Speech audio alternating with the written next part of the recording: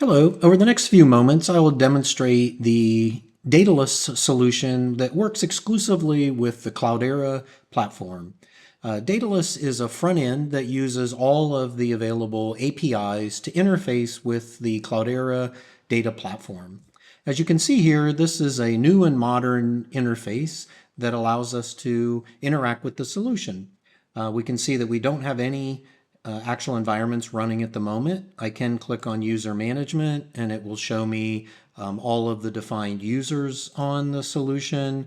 I can click on the credits and it shows me what credits I've consumed. I can set the range for that. I can see how I've consumed those. So all of the things that you would normally do with the traditional CDP ecosystem and UI, you can now do with Daedalus.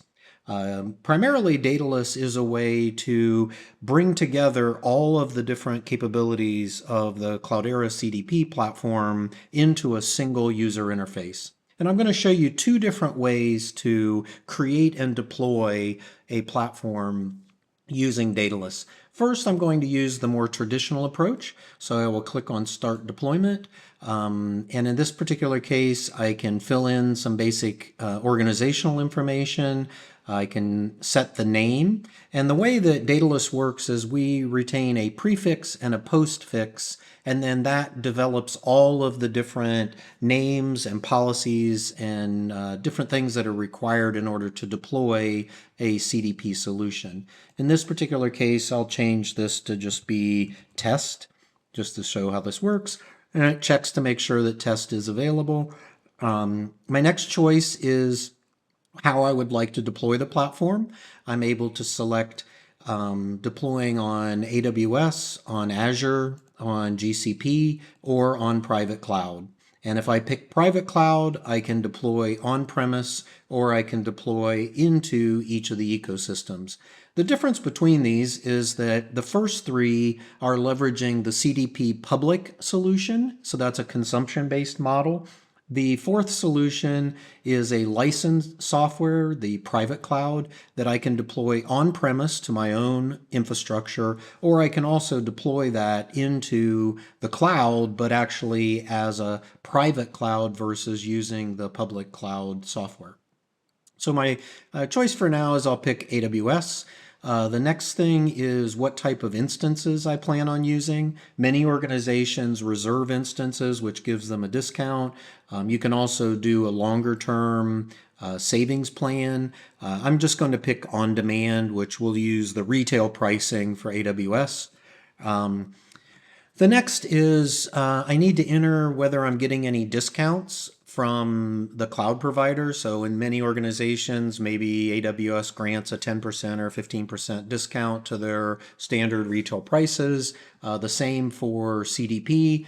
Maybe if I buy the credits in bulk, I can get a 5 or 10 or 15 or 20% discount. I can enter that here. This comes into play later. Both of these come into play later when we estimate the implementation price for the platform that we're selecting.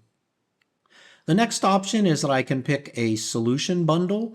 In this particular case, we have two examples. We have a life sciences solution bundle and we have a generative AI solution bundle. The generative AI solution bundle is deploying the Ramsey International Gen AI Pro solution and the components that are required so that it actually runs on the CDP platform. The life sciences solution bundle picks a lot of the different components that we found to be useful when implementing within a pharmaceutical or life sciences company. If I happen to pick one, so let's say I pick the life sciences, you'll see that it automatically picks the components that are required to deploy that particular solution. I'm going to turn that off. And in this particular case, I'm going to pick data engineering and data warehousing, and I'm also going to pick the data discovery. Actually, let me turn that. Let me pick, I'm just going to pick a user-designed cluster, and this is a cluster that allows me to put my own solutions onto the platform, and I'll show you a little bit more about that later. But I'll pick data engineering, data warehouse, and the AI workbench, and let me also pick Solar, so that's data discovery. So these three data services, this data cluster and this specialized data cluster will all be deployed.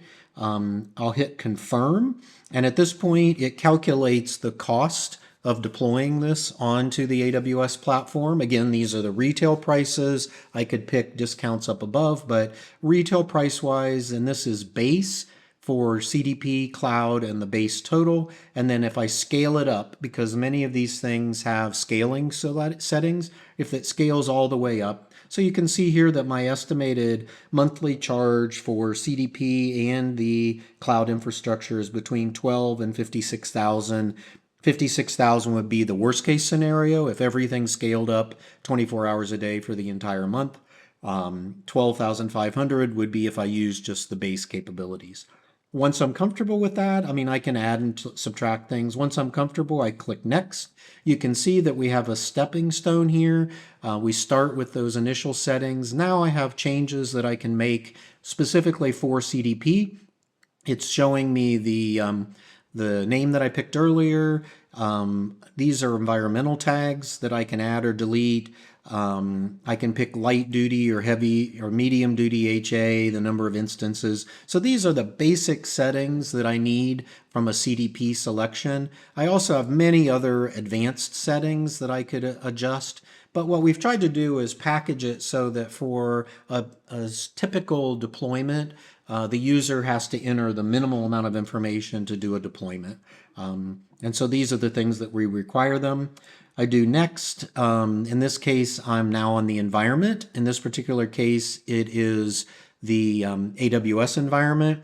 I could deploy to either the standard commercial or to what AWS calls the Gov Cloud, which is for government operations. I also have a default region. In this case, it's US East. You can see here that this cost is for the AWS infrastructure on that particular region.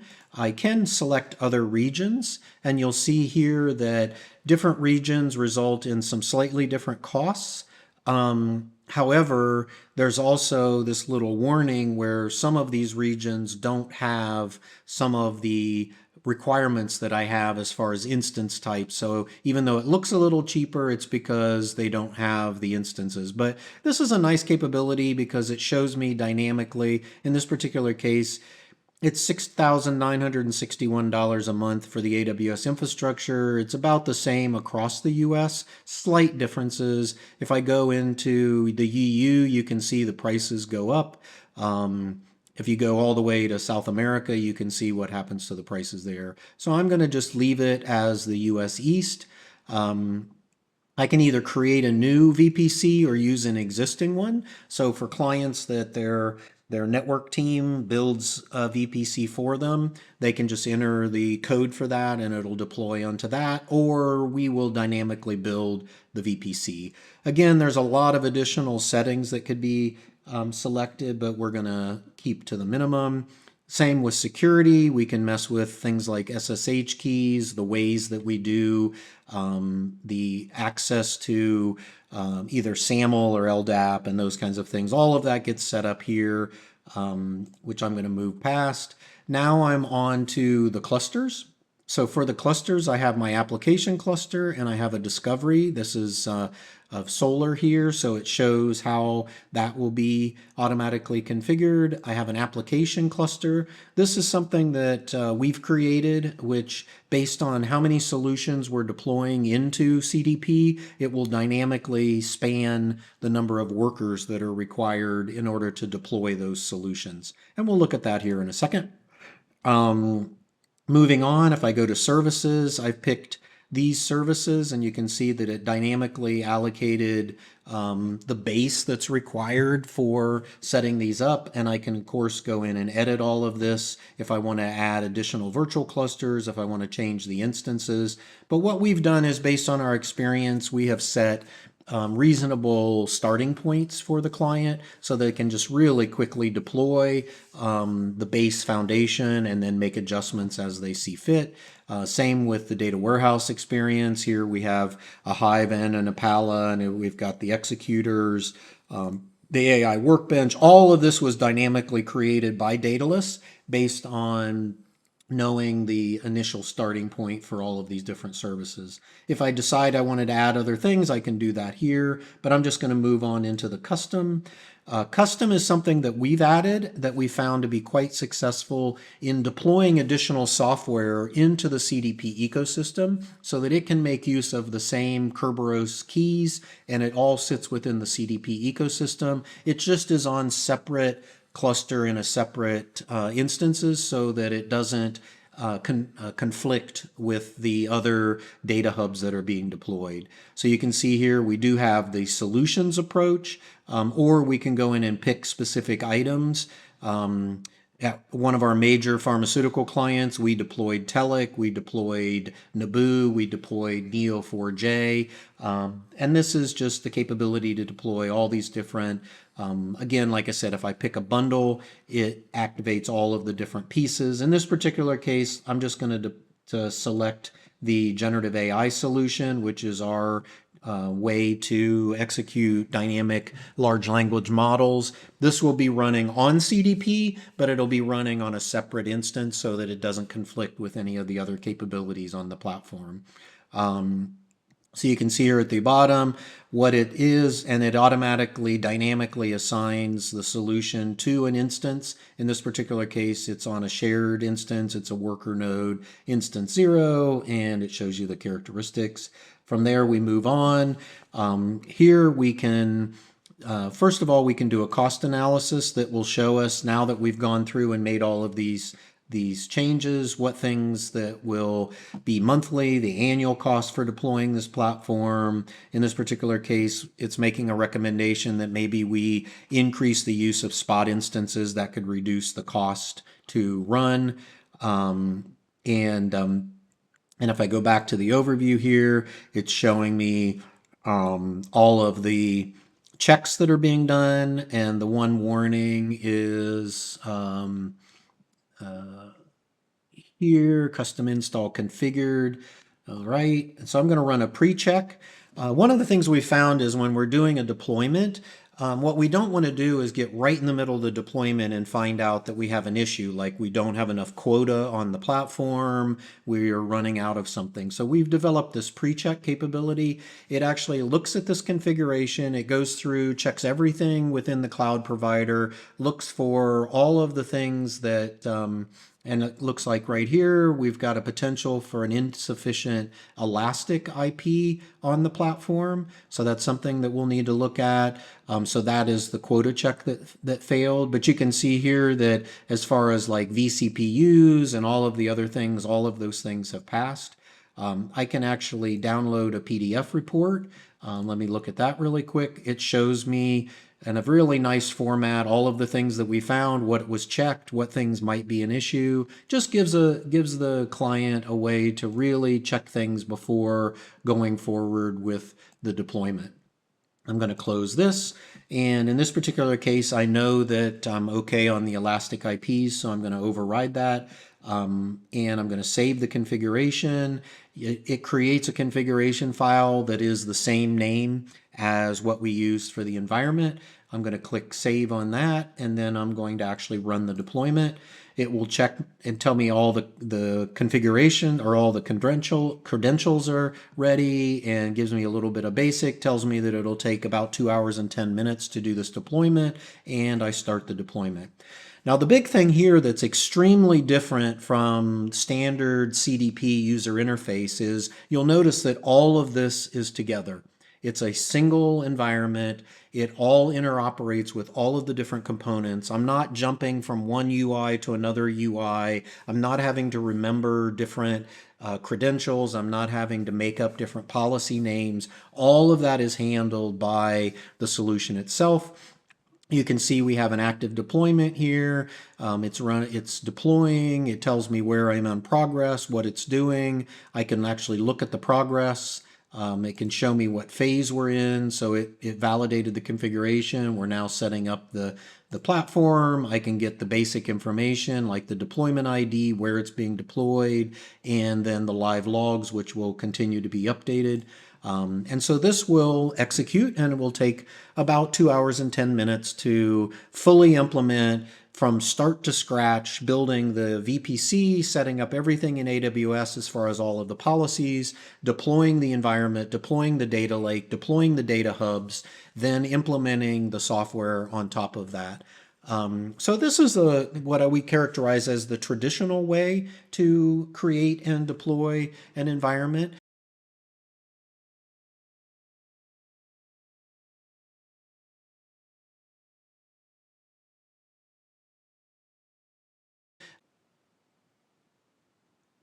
The second way to deploy a new environment is actually using a pretty exciting feature which is fully integrated with AI. It is the AI wizard for deployment. By clicking on that, I then get a chance to pick which type of cloud provider I want to deploy. In this case, I'll pick Amazon. So you can see up here, it's kind of building what it's determining along the way. So Amazon is checked because that's what I'd selected. Um, I can then enter some information about what I'd like to build. And in this particular case, I want it to build something that'll process a large number of Spark jobs with some splits, data warehouse on Impala, a certain number of users and data, and also supporting data scientists with CPU and GPU models on 5 terabytes of data. So I'm basically describing from a business perspective what things I really want this environment to support. And this is really the stage that we describe as sort of a discovery step, and it's defining the requirements that the user has for the environment. At this particular case, it takes about between 20 and 40 seconds for the model to process all of this information. It uses a repository of knowledge that we've incorporated on configurations and sizing and all of that. So you can see over here, now that it's come back, it's categorized the user requirements, and it's also selected what it needs to deploy. So in this case, in order to support these requirements, it's going to deploy the data engineering experience, the data warehouse experience, and CML. It isn't going to use these others, and it didn't pick any data hub clusters. So it will continue to ask me questions, but if I'm like, this is pretty good for what I want, I can just say, no need for streaming. The config looks good. And so with that, it will go back through and take a look at everything again and just make sure that it is captured everything that it absolutely needs. I can also, at this point, if I want, I can change. I could tell it, I don't want certain things, or I want to bump certain things up, or, I could decide that I wanted to add a data hub cluster to process solar, but it's all interactive, and it's based on business requirements versus having to specifically say, what specific CDP component that we're interested in installing. And so I'll wait here just a second, and it'll come back with the feedback. And so you can see here it says that what else I'd like to configure. I'm just going to go ahead and optimize what we have. And so what this will do is it will move on to our next step. And so this will take all of the information that it's created, so that we're going to use DEX, we're going to use data warehouse experience, CML, those different sizes. It's going to push all of that to the model. And again, we have the ability to dynamically create the base configuration for all of those services.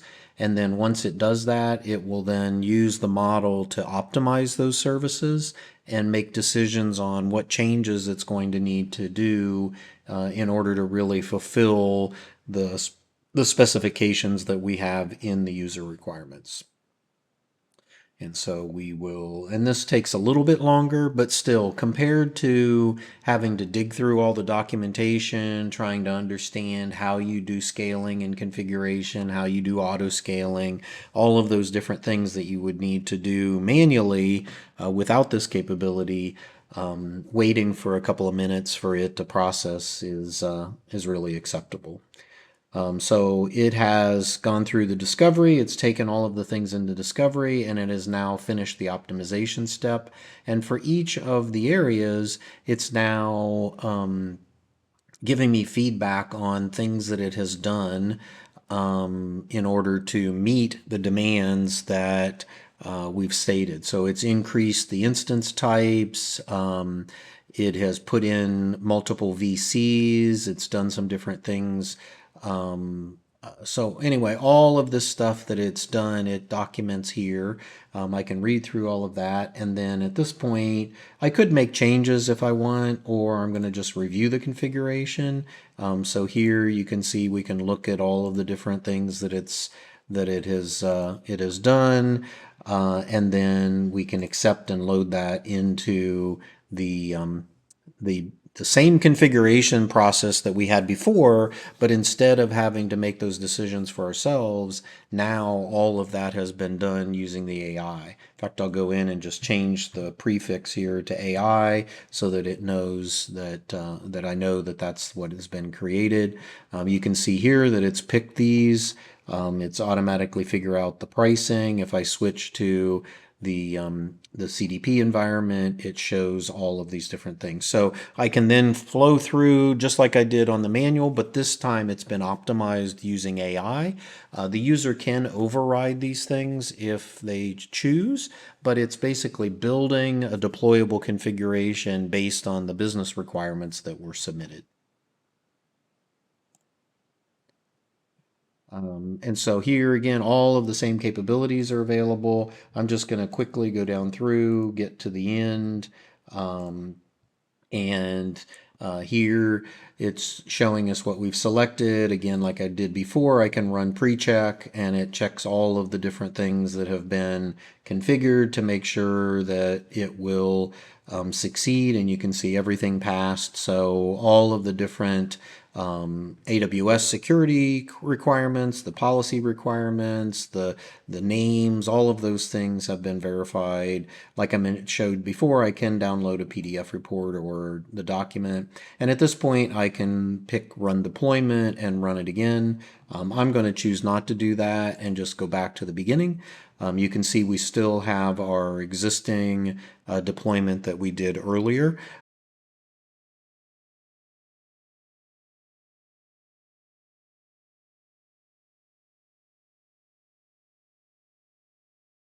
It's up and running, and what I want to do now is show you the delete capability. And so here I can delete everything, or I can do an incremental delete. With the incremental delete, it actually determines what resources are installed and gives me the ability to pick and choose what things that I want to remove. I can remove all the data services. I can remove just some things. In this particular case, I want to remove everything. So I'm just going to do a full delete, and it's test. So I just put in that. I can also select that if there's an issue during the delete, that it will automatically retry with force. In this particular case, I'm just going to go through and do the delete. It will remove everything that was deleted all in one process. So it starts with the data services, it does all of it in parallel, removing everything down, and then if we installed the VPC, it removes all of the AWS resources. So we're back to the way we were before we did the installation. So it makes it very nice to stand things up, tear them down, manage them all from a single place. We don't have to go into all of the different components of CDP individually. We don't have to delete things individually. We do it all together from a single UI. So it makes it very, very convenient for managing and running the environments.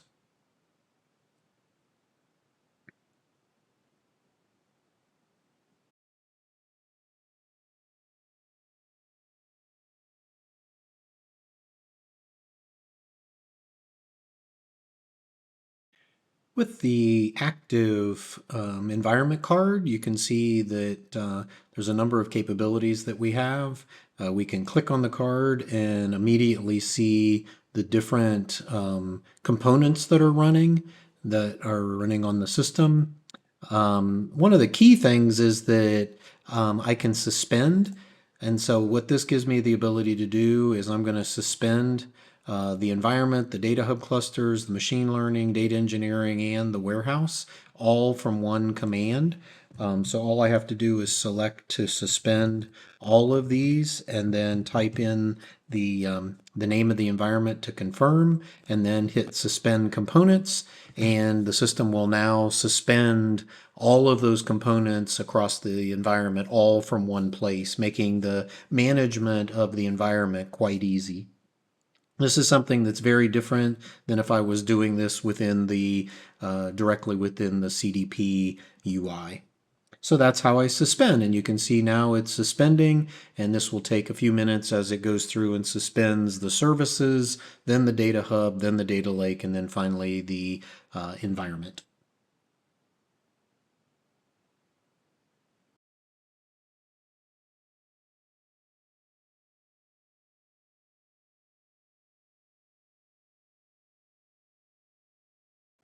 Here you can see that the active environment card shows that this environment is stopped from our suspend operation that we performed earlier. You can see over here that we have one environment, but no environments are running.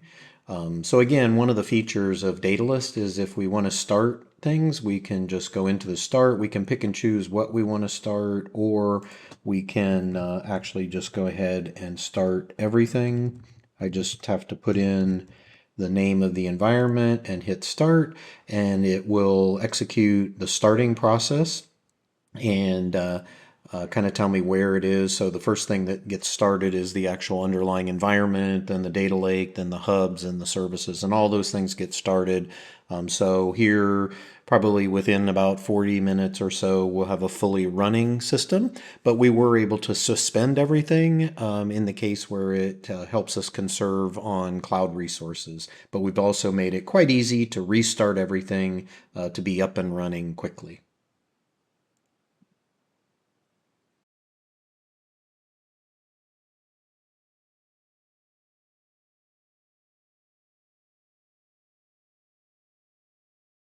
With a running environment, you can see that we have an active environment card here that has several capabilities.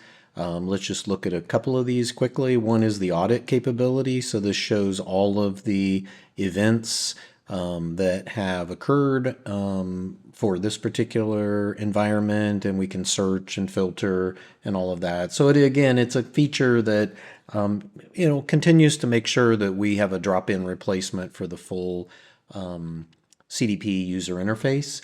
Up on the upper right here, we have under the user's name, we have a credential vault that stores all of the credentials, so that things like the CDP, access keys, secret keys, all of the different cloud providers and so forth. In the settings, we can change the UI from light to dark. We can change the configuration, the fonts, and all of that. So again, we've tried to make this a very modern UI. Under advanced is where we have some of the other lesser used environments like the data catalog, the replication manager, recipe manager. We can also register an existing private cloud here so that if it was built prior to the implementation of Daedalus, it can be registered and accessed via Daedalus. One of the cool features is that for an active environment, if I click the card, it shows me a visual of all of the different components, and with check marks that they are all running. I can hover over and get details about each of the components. Here in the lower left, if I run the health check, health check basically goes through all of the different components of this particular configuration. It does status checks on all of the, whether it's the environment, the data lake, the data clusters, the data services. It looks at all of those things, gives me a little bit of a summary here for the identity and access management statistics. I can look at the findings here quickly, and it shows me that everything is healthy. If it would have found something, I could have dug into that a little deeper. I have the I have the wizard icon, which means if I click on it, I can ask questions about the health check, just like I did for the configuration. I can also download the PDF file, so it's a nicely formatted report that shows me the IAM statistics and then also anything across all of the different components. In this particular case, everything is working correctly, so I don't have any issues. It's fully healthy. I get a status score. So it's a very nice feature to have everything in one place. If I do want to modify this operational configuration, I can click Edit. That will bring the configuration into the editor, and I can walk through just like I did before and make any changes that I want. I could add a data hub cluster. I can go through and make modifications that'll get deployed into the environment. So it's a very, again, nice way to have everything all in one place.